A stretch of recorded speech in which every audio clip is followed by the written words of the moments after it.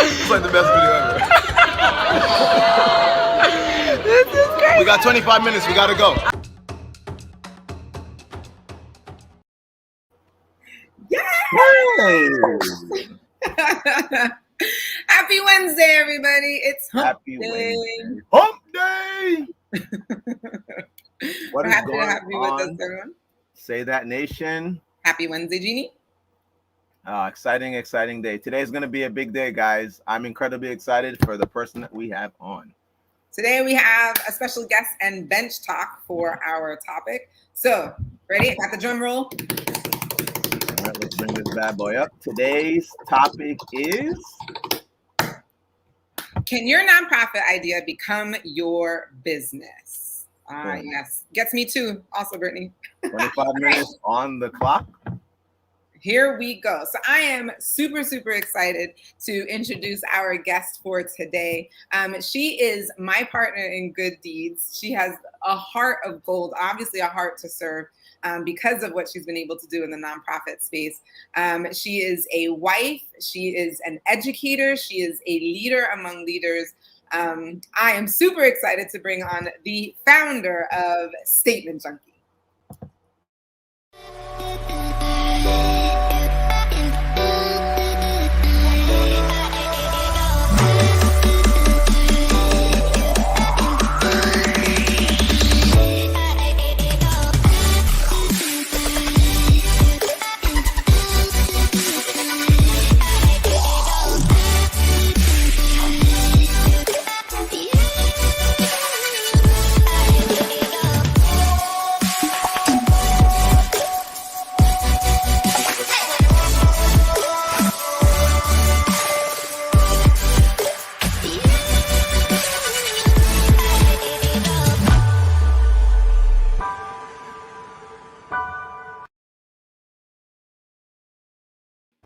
Woo! Oh my Rashell goodness. Paling, thank you for coming on Say That channel with us today and joining us for Bench Talk. Super excited to have you here. Welcome. Thank you for having me. Yes. Excited.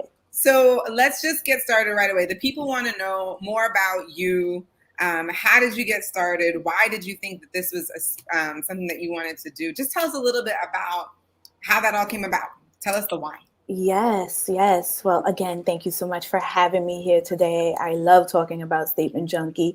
The catalyst and the why for starting the organization was simple for me. I had an opportunity to travel internationally with young people. And during the time, it was with both young girls and boys. And they were 10th graders, young people from Harlem. And I really had an amazing time. We went to Quito, Ecuador, and everything that led up to the trip, you know, these young people got awarded to be able to travel internationally. Some of their parents was like, you're not going anywhere. I'm happy you thought you was going somewhere, because it was a school-based trip. So, you know, they applied and got accepted and then went home and said, Mom, I'm going to Ecuador. And she's like, no, you're not. So with that process of being, I was the only female chaperone, so it was really intense as well. With being a chaperone, I had an opportunity to talk to parents as well as young people, helping them pack, helping them talk about what they want to do when they get on this trip, which is a service learning trip.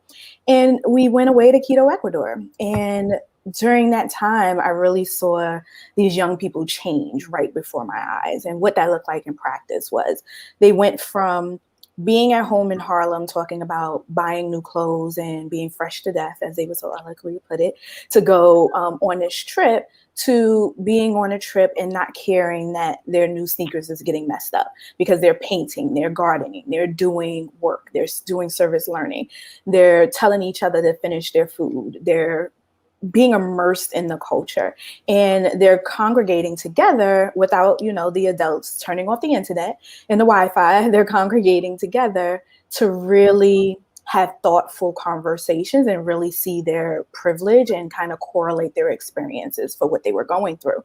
And I said to myself, how can I create a space like this for Black and brown girls earlier in life? And I came home after the trip, because I saw how impactful that experience was for them. I came home after the trip and just started speaking to every woman that I knew. from different cultures, different backgrounds, friends, family, coworkers, and ask some really essential questions. First question would be, when did you get your first passport? Why or when did you first start traveling internationally specifically? And, what was some of the whys behind not doing this thing if they chose not to? And a lot of people thought, traveling was harder or more expensive than it is. A lot of people thought the passport process was really, really difficult. And I said, you know what? I want to, again, create a space for girls of color to be able, and being really specific about, like, I'm here to serve our Black girls, to create a space where they're traveling outside of their own communities and finding a piece of themselves through that journey before they go off to college, while they're in college, before they have PTO, full-time jobs, families, and different things like that. I want travel to be part of their educational experience. So that's why I started the organization. So tell us a little bit about then Statement Junkie. So how does Statement Junkie solve that problem for these girls of color to be able to do what you saw those kids doing in Africa? Yes. So Statement Junkie is a youth development and global education program. And what that means is we get to push into after school programs, whether it's with a school, a nonprofit, or a community-based organization. We have our own curriculum. And through our programming, we serve girls of color. So our cohorts sometimes consist of about 25 to 30 young ladies in a classroom throughout the duration of a semester or the duration of a year.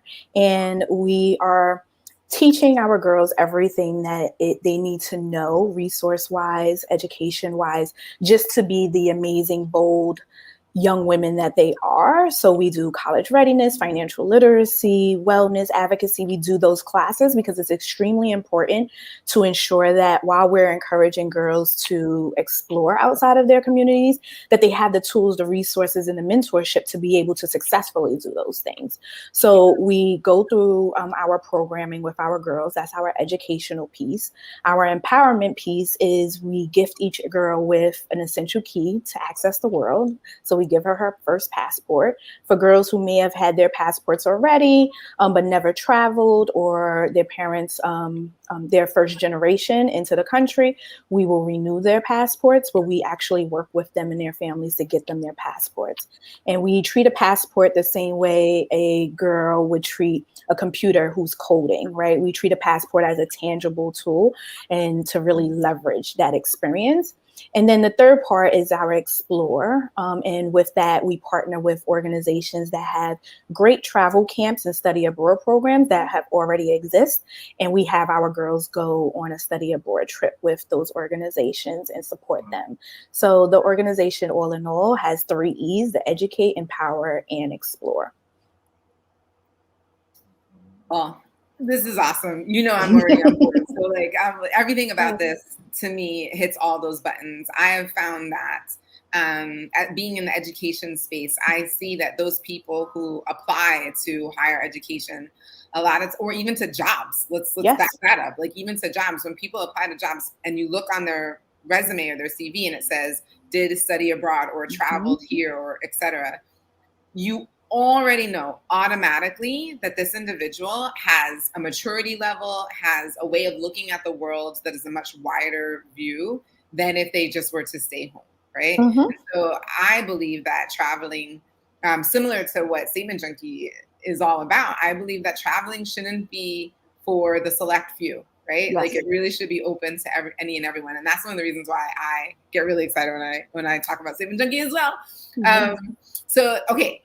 Now that like we know a little bit about, why you wanted to create Statement Junkie and what it's been able to do, I know that there are many people on here who would love to hear your answer to today's question.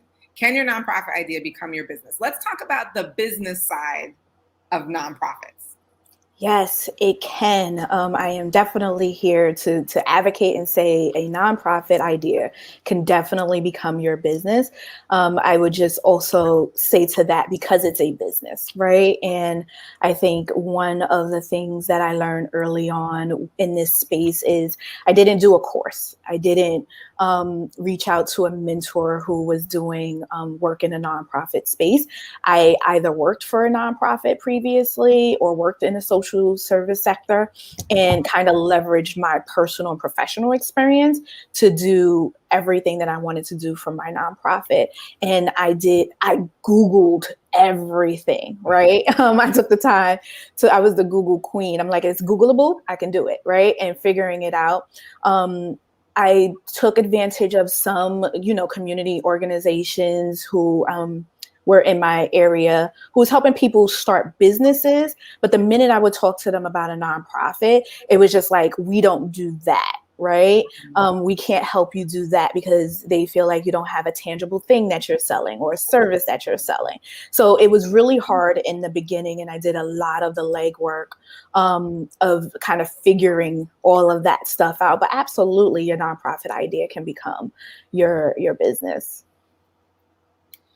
So let's talk about that. I mean, like I'm thinking about all the people who are tuning in who are like, I have this idea. There's a group of people I want to help, but I don't know where to begin, or really truly, like, okay. So I think about, like, we talk a lot about being an entrepreneur on here, what it's like to start a new business. Yes. And the beginning stages. And for those of you that don't know, most businesses fail, right? Like, most businesses fail, and probably within the first year to 5 years of being in existence, right? And when I say, I mean like above 70% fail, right?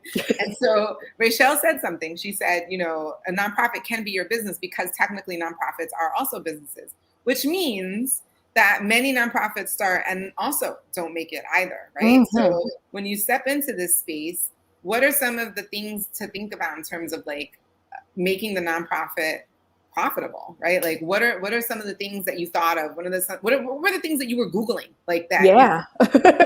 Great questions. First, I was really, to be totally honest, I was scared to ask anybody for money until I got my paperwork. And that means until I got from the IRS that says, yes, you are a legal nonprofit. You can still give donations before you get that paperwork, as long as you are submitting the paperwork. They let you backtrack that. But that was something that I was going through as well. So I was talking to a lot of people about my idea and what it is that I wanted to do and implement, but wasn't really on the ground doing anything. And I didn't have anything tangible to sell. I had this feeling, this emotion, and these people that I wanted to help. And I think that when anyone is starting a nonprofit, the first thing that you should obviously do is work to solidify your nonprofit as such, and do the business paperwork. You have to do a business plan, right? And I would say do a business plan keeping in mind that you need to have something that you're going to sell or a service that you're going to provide. And again, what that looks like in practice is you're not going to get, unless you have a really huge community and their donations can cover your overhead and cover what it is that you want to do, you really are going to have to have some tangible things that you're going to have to move to make money. So definitely do a business plan, get your legal documents out there. Community is important. And a lot of people, I didn't know this when I first started, but if you find an organization that really resembles what it is that you are trying to do yourself, you can have a bigger organization sponsor you. Right. And then that way they help you with all of your grant information. They help you with that financial backing because they've already exist. And it can be extremely helpful when you're out here really just trying to start an idea that really resembles closely to another organization. If that organization wants to sponsor you, they can. And again, that can be really, really helpful during this process. Some of the other things I was Googling was like, I knew all of these things needed to happen. You need to have a board, right? You need to have bylaws. You need to have all of this stuff that's kind of like part of your business plan and your portfolio. But I didn't know what came first, second. I didn't know who I was submitting this stuff to. I didn't know all of that stuff. So I would definitely say as well, find you someone who has done this before, so you're not going in circles and doing things. I want to say, for example, I wanted to be in schools, right? I'm having conversations with teachers because I come from schools and I was an educator, having conversations with teachers and principals to get into a school. And then 3 or 4 schools say, yes, Rashell is one person. I have to hire now, right? And when you hire someone from the school, they have to be fingerprinted. They have to do background checks. Are you covering that expense, or is the school covering that expense? It's these little nuances of just legalities that go along with being a nonprofit. But I feel like it's worth it, again, if you have someone who is really able to help guide you so you're not. But that was a lot of the stuff that I was Googling, because I wanted to hit the ground running and just get girls' passports and do this thing, and take girls out of the country and have all of these conversations. So community, business plans, all of that stuff is important. Can I ask a question before we go to this one? So I actually was wondering why because in having designed business plans before and, having to do that, it sounds like you're doing a lot of the work you'd have to do for a traditional business. Why not go that route? And I'm literally a fly on the wall today, which is why I'm like, because for me, this is not anything I've ever had an interest in. I've always seen business as something that is for profit. But understanding now that obviously a non-for-profit, you need money to keep you going. And I think that leads to the question we see here. Why not a traditional business, since a lot of the work or groundwork seems to have been similar? Yes. I was under the assumption when I started, which is 100% not true, so I want to start with that. I was under the assumption that if I become a nonprofit, grants was just going to be flying off the wall. I could apply for free money. Wow. I was going to have access to money. There was never a person that I would talk to about what it is that I wanted to do. And I had to really sell the idea or explain myself. People understood the importance of girls getting out of their communities. So I was like, I can make money, obviously, doing this, and donations can help cover some things. And that's why I went that route. And I think also there's this narrative that may exist in the world, and it exists for me, that when you want to help people in a unique way, nonprofit is the way to go about doing that. When you want to help people, again, not thinking about services or not thinking about, if you have a skincare brand, you're helping people take care of their skin, but you're selling them something. If you are a coach, you're selling your service so this person can have wellness and be better. Tangibly what you're selling. I'm selling girls getting it right? I'm selling girls learning. I'm selling things that I can't tangibly put a dollar amount on. And that made me feel like it had to be a nonprofit when I first started, because I was like, I want to just help people. And that was, and with working in nonprofits as well, I was like, this looks very closely to the work that I'm doing all day, every day. I'm employed. It in theory, it works, right? Because I want to help people. And that part of just getting money in this language of, you could just apply for grants. And, we see it a lot on social media. All of these people are giving away money and all of these initiatives and stuff like that. These are grants that nonprofits are definitely capable for applying to and obtaining. But you're not doing that in your first 3 years if you're an independent nonprofit. And I didn't know that. Wow. Yeah, your first few years as a nonprofit, grantors and big companies want to see that you are using your own money and that you can make money from the constituents for the people that you serve. So they want to make sure that the communities that you're serving are believing in you enough that you can get donations, you can get your own money before they start giving you, putting money behind you. Wow. I didn't know that. Really? Yeah. That's really that's worth the whole episode. Yeah, for real. Well, okay, so there was a question out there in the audience. Thank you, Brittany, for watching us live. She asked if there is a group we want to help and really need the support you're looking to provide. How have you been able to stay afloat and be lucrative? Yes, if there's a group we want to help. We've been able to stay lucrative and afloat because we developed a curriculum that we're now selling to schools, right? Outside of the donations and the people, again, who really just believe in what it is that we do. We don't have overhead because we don't need a physical building. We push into high schools, we push into organizations. But now that we have this robust curriculum, we tie in the salary for the facilitator for those curriculums into selling those to the particular schools that we partner with and the organizations that we partner with. And that allows us to be able to run our program successfully. Now we are at a point in, we've been in existence since 2018. Now we have enough revenue, enough time with having money ourselves and getting like little small grants here and there, like $1,000 or $2,000 to apply for bigger grants. And that's what we're now doing. But typically your first 3 to 5 years, big grantors, that's going to give you $250,000, that kind of money, want to see that you've been using your own money. Yeah, wow. Yeah, that's a huge difference, right? Like most businesses, you don't need to prove. Well, actually, I take that back. I was gonna say, yeah. In other businesses, you do have to kind of prove that what you have works, right? Or that like it's actually valuable. And then more people want to like usually use your services or buy your products, right? Or something like that. That's so. What I'm thinking though is there's no Shark Tank for non-for-profits though. Right?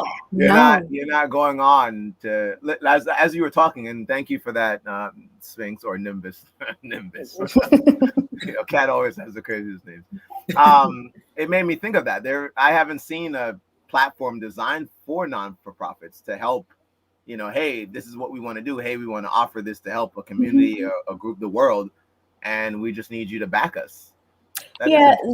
There's some out, but they're foundations. So there's some foundations that exist, like Eco Green, for example. They will have a fellowship, which you can apply to, and they'll say for 18 months, they will support you with doing everything from getting a bank account to getting credit in your nonprofit.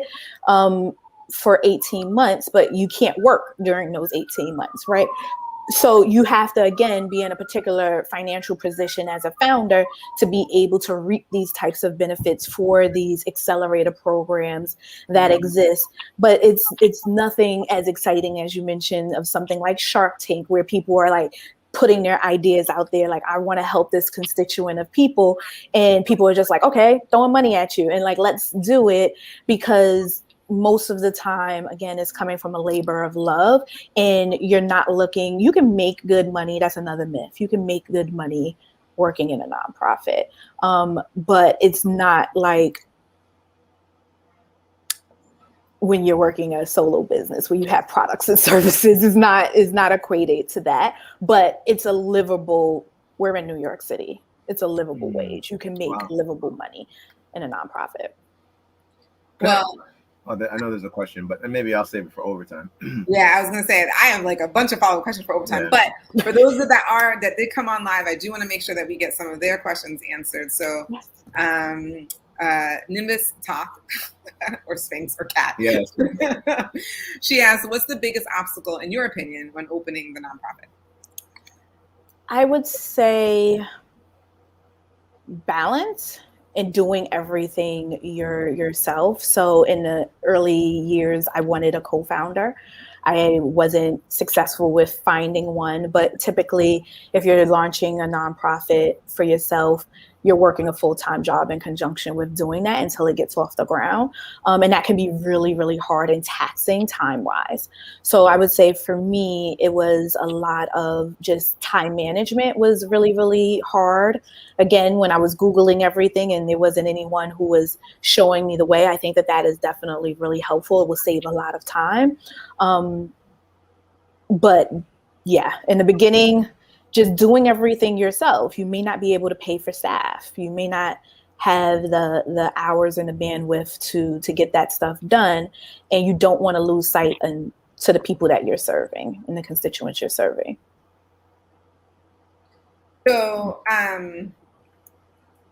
thank you for that. I'm sure Kat's really excited to get that answer. One of the things that I'm thinking of is we may have just stumbled on something, right?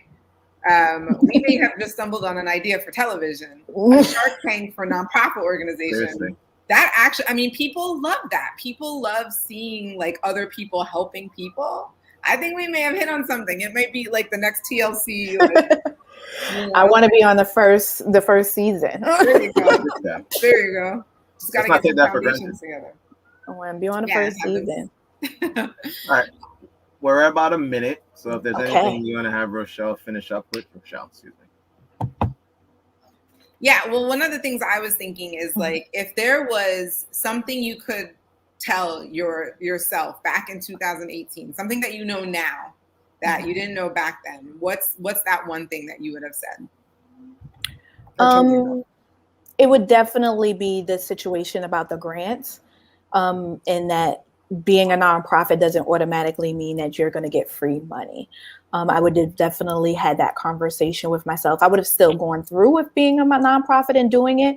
It's just how I wouldn't have beaten myself up as much in the beginning about not getting all the things that I wanted done as quickly and not feeling like, why is all of these grantors telling me no?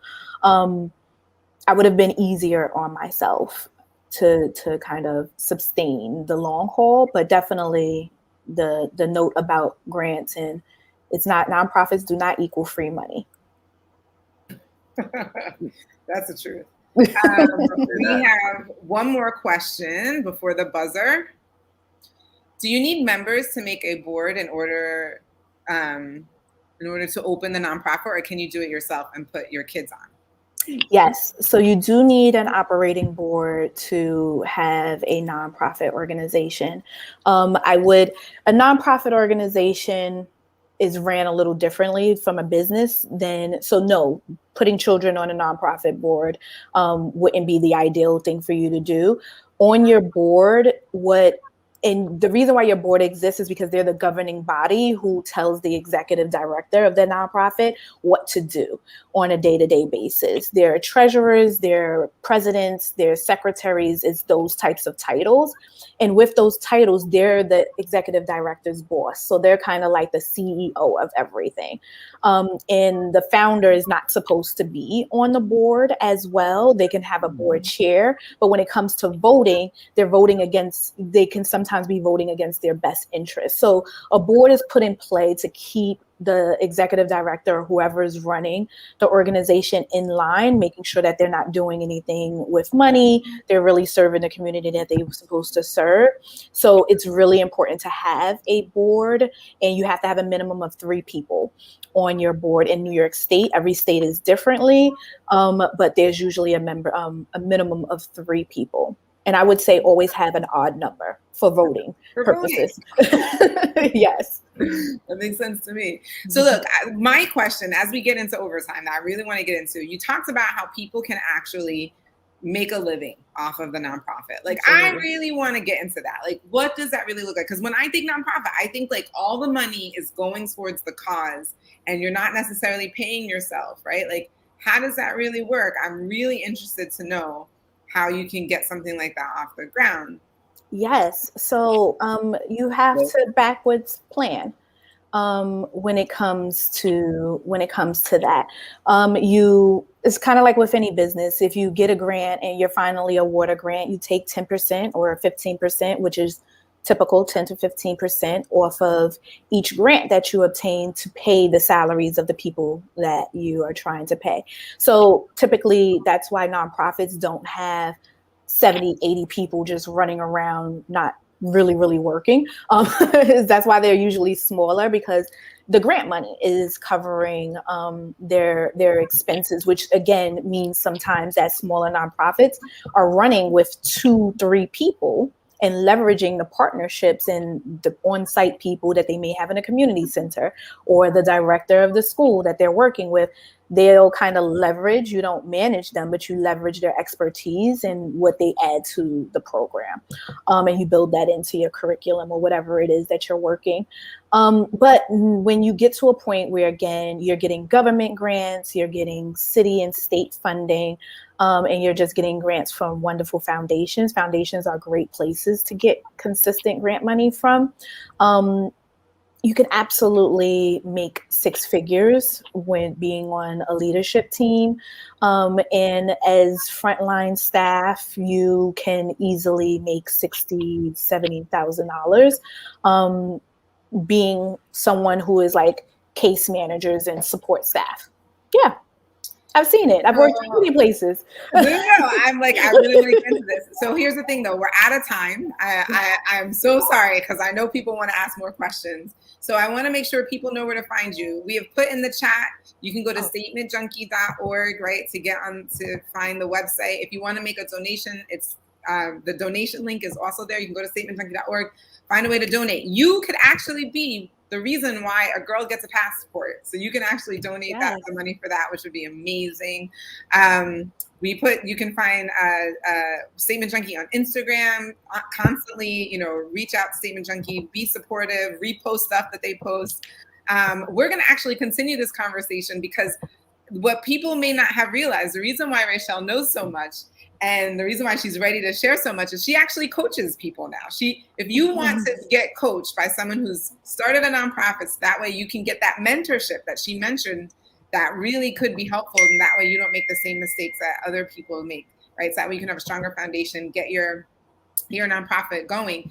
Then we definitely recommend that you join us on Patreon.